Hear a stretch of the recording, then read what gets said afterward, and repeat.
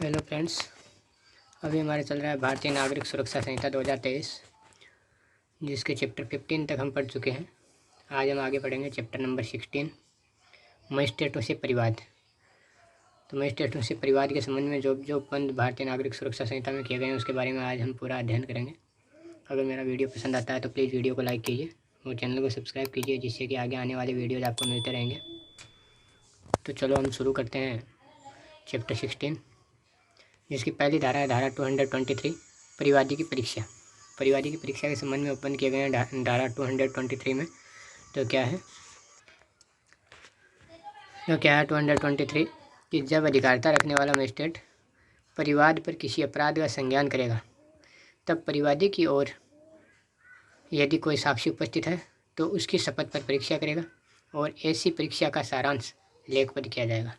यानी कि कोई जब अधिकारिता रखने वाला मजिस्ट्रेट जो है वो परिवाद पर किसी अपराध का अगर संज्ञान करता है तो क्या करता है, परिवादी की और यदि कोई साक्षी भी उपस्थित है तो उसकी शपथ पर परीक्षा करेगा और ऐसी परीक्षा का सारांश लेखपद किया जाएगा और परिवादी और साक्षियों द्वारा तथा मजिस्ट्रेट द्वारा भी उसको हस्ताक्षरित किया जाएगा।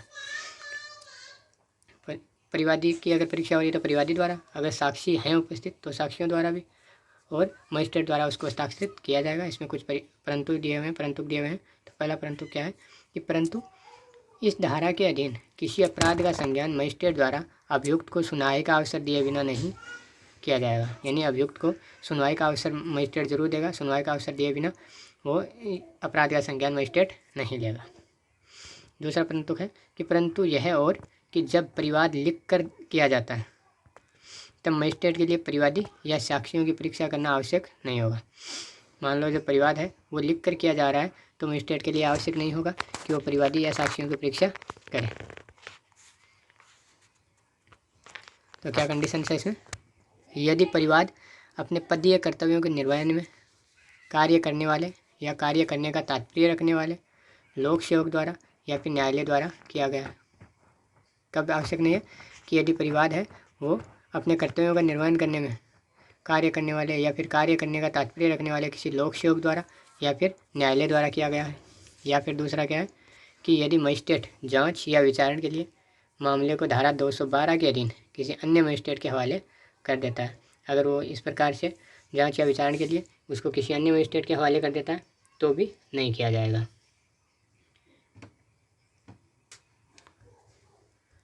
एक परंतु और है,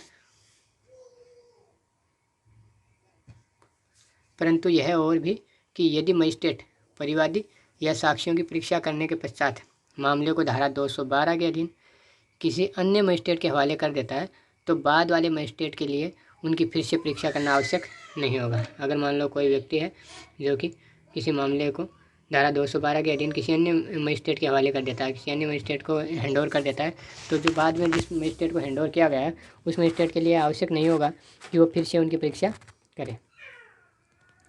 नेक्स्ट परंतु है, परंतु यह और कि लोक सेवक के विरुद्ध परिवाद के मामले में मजिस्ट्रेट धारा 217 में उपबंधित प्रक्रिया का अनुपालन करेगा।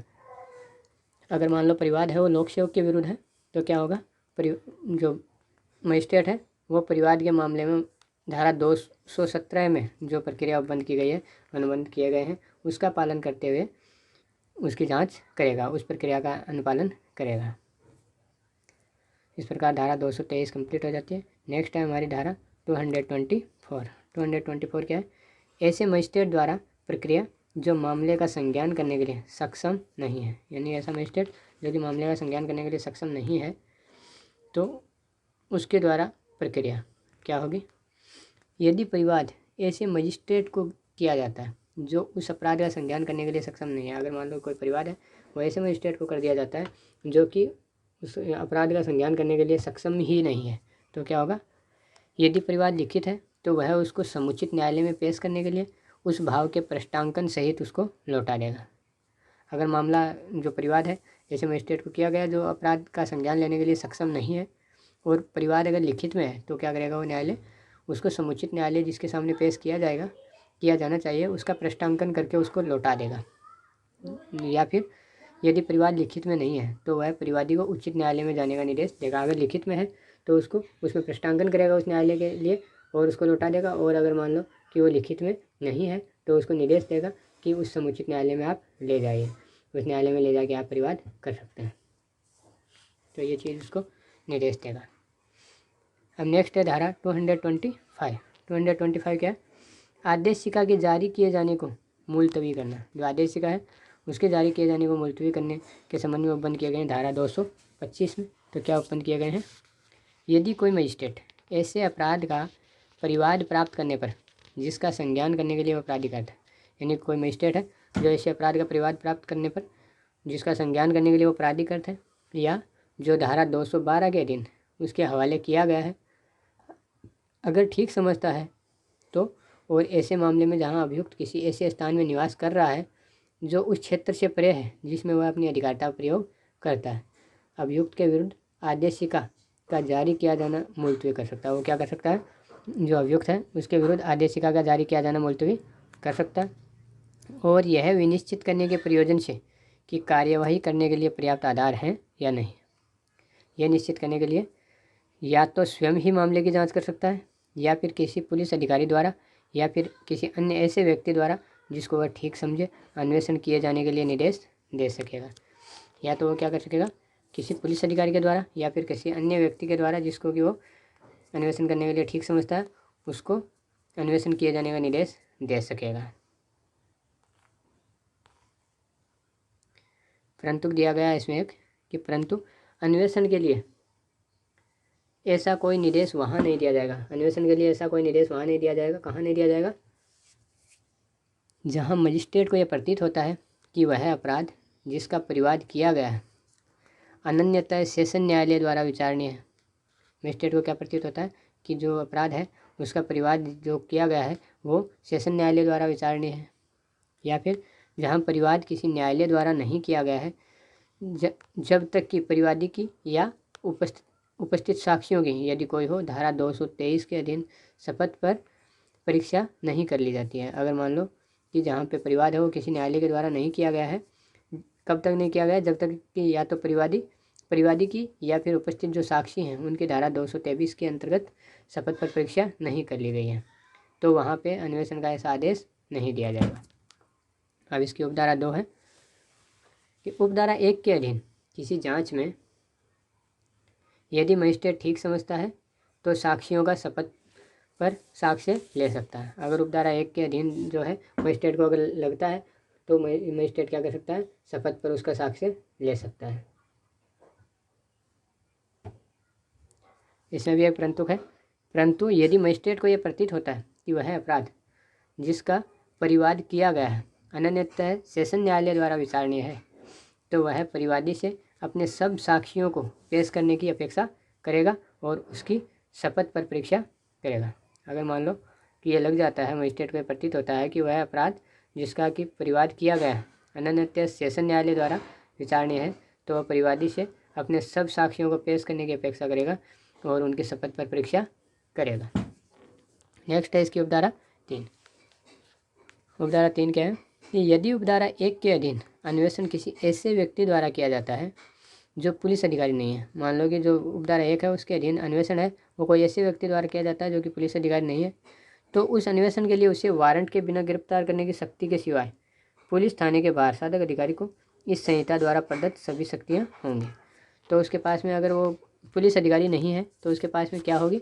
अन्वेषण के लिए वारंट पर बिना वारंट के गिरफ्तार करने की शक्ति के सिवाय जो पुलिस थाने का बाहर साधक अधिकारी है उसको जो शक्तियाँ होंगी वो सारी होंगी, केवल बिना वारंट के गिरफ्तार करने की शक्ति उसके पास नहीं होगी, बाकी सारी शक्तियाँ उसके पास होंगी। तो इस प्रकार हमारी धारा 225 कंप्लीट हो जाती है। नेक्स्ट है धारा 226, परिवाद का खारिज किया जाना।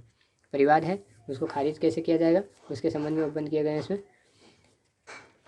यदि परिवादी के और साक्षियों के शपथ पर किए गए कथन पर यदि कोई हो और धारा 225 के अधीन जांच या अन्वेषण के यदि कोई हो परिणाम पर विचार करने के पश्चात मजिस्ट्रेट की यह राय है कि कार्यवाही करने के लिए पर्याप्त आधार नहीं है। अगर मान लो ये जानकारी जांच और अन्वेषण करने के पश्चात क्या है, मजिस्ट्रेट की ऐसी राय बनती है कि कार्यवाही करने के लिए पर्याप्त आधार मौजूद नहीं है, तो वह परिवाद को खारिज कर देगा। मजिस्ट्रेट को अगर लग जाता है कि पर्याप्त आधार नहीं है तो वह परिवाद को क्या कर देगा? खारिज कर देगा। और ऐसे प्रत्येक मामले में वह ऐसा करने के अपने कारणों का संक्षेप में अभिलेखन करेगा। यानी कि अगर वो इस प्रकार से मामले को खारिज करता है, परिवाद को खारिज करता है, तो उसके कारण ज़रूर लिखेगा कि क्यों उसको ऐसे लगता है कि परिवाद को खारिज कर देना चाहिए। तो इस प्रकार से हमारा चैप्टर नंबर 16 कंप्लीट हो जाता है। चलो एक बार हम रिवाइज कर लेते हैं कि इसमें क्या क्या हमने पढ़ा है चैप्टर 16 में। चैप्टर 16 है मजिस्ट्रेटों से परिवाद। तो पहली धारा इसकी है 223 परिवादी की परीक्षा। तो 223 में मजिस्ट्रेट द्वारा परिवादी की परीक्षा के संबंध में उपबंध किए गए हैं। उसके बाद में 224, तो 224 है ऐसे मजिस्ट्रेट द्वारा प्रक्रिया जो मामले का संज्ञान करने के लिए सक्षम नहीं है। यानी कि जो मजिस्ट्रेट मामले का संज्ञान करने के लिए सक्षम नहीं है उसके द्वारा प्रक्रिया है 224 में। 225 में है आदेशिका के जारी किए जाने को मुलतवी करना। जो आदेशिका है उसके जारी किए जाने को मुलतवी करने के संबंध में उपबंध किए गए हैं 225 में। नेक्स्ट है इसकी धारा 226 जो कि चैप्टर 16 की लास्ट धारा है परिवाद का खारिज किया जाना।